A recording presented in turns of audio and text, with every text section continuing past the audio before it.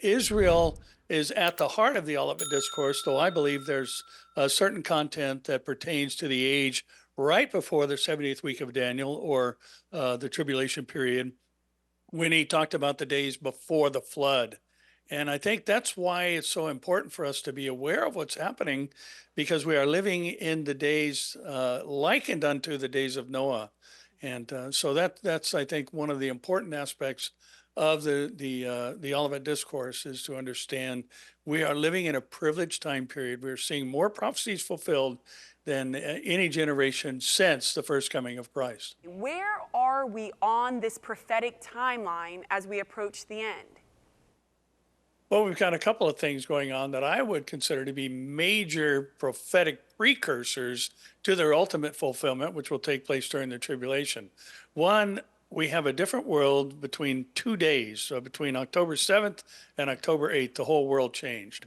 And there's always been anti-Semitism. There's always been movements, even within the United States, the boycott, divest, and sanction movement, anti-Israel movement. Those who claim that modern Israel is not biblical Israel, and we watched after the terror attacks on October 7th.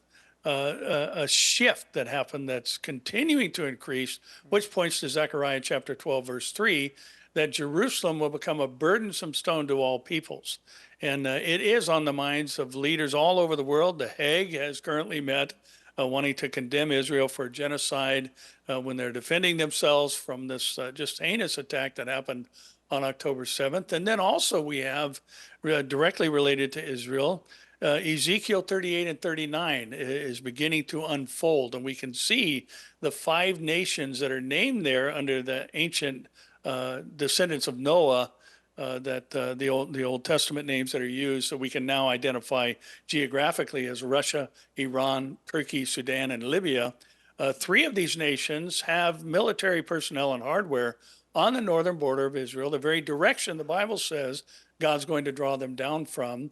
And they all share one element common among them. Four of them have a shared ideology, and that being Islam. All five of them have an economic interest in energy related products. And that is the hook in the jaw that draws them down out of the north. And, because the protesting nations that are the Arab Gulf states listed as Sheba and Dedan, and we know this, from historians like Herodotus, who's given us information about this area. Saudi Arabia is going to be the protesting nation about this invasion, and they're going to ask that question: have you come to take plunder and booty? And so we know the motivation is economic. So those players are in place geographically, and many of them ideologically.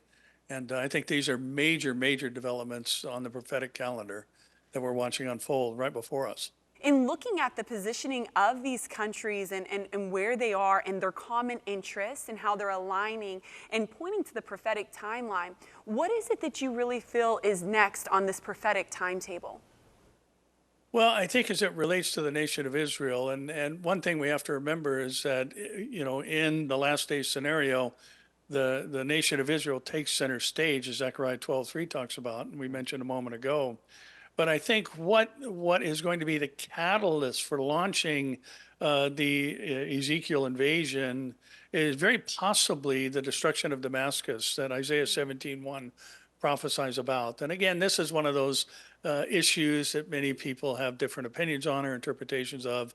Some would say that actually this was fulfilled by Sennacherib in 689 BC, but the fact is Damascus is still there. So it hasn't ceased from being a city. So many Bible interpreters believe, and I would agree with them, that it's likely that the destruction of Damascus, which is in the news all the time, and Israel is running sorties, trying to hinder the flow of weapons and hardware coming out of Iran to the northern border of Israel. And we have to remember that it's only 40 miles from the Israeli Golan Heights. So I think the destruction of Damascus is probably next on the prophetic calendar, which could lead to the Ezekiel invasion, in that the world is going to experience a barrage of incompetent leadership. And I think we see a lot of that around the world today, that just people don't know what to do. Well, partially because they don't read the Bible, but we're just getting deeper and deeper globally into a mess that the return of Christ for the church is going to bring to an end. You know, it's important to distinguish the second coming from the rapture of the church. And, you know, a lot of people like to argue, well, you don't find the word rapture in the Bible. Well, if you read Latin, you do. Rapturos is the same word that's translated as caught up in Paul's reminder to the church that we're going to be snatched away. I think the rapture could happen at any moment. And I think that, you know, obviously we know that Jesus was very clear in the Olivet Discourse that we don't know the day or the hour. But he went on to say that as it was in the days of Noah, so shall it be when the Son of Man returns. And, you know, one of the things I think that we need to look at when we look back to the early chapters of Genesis regarding the days of Noah, the earth was filled with violence. We can check that box. The thoughts and intents of man's heart was only evil continually. We can check that box.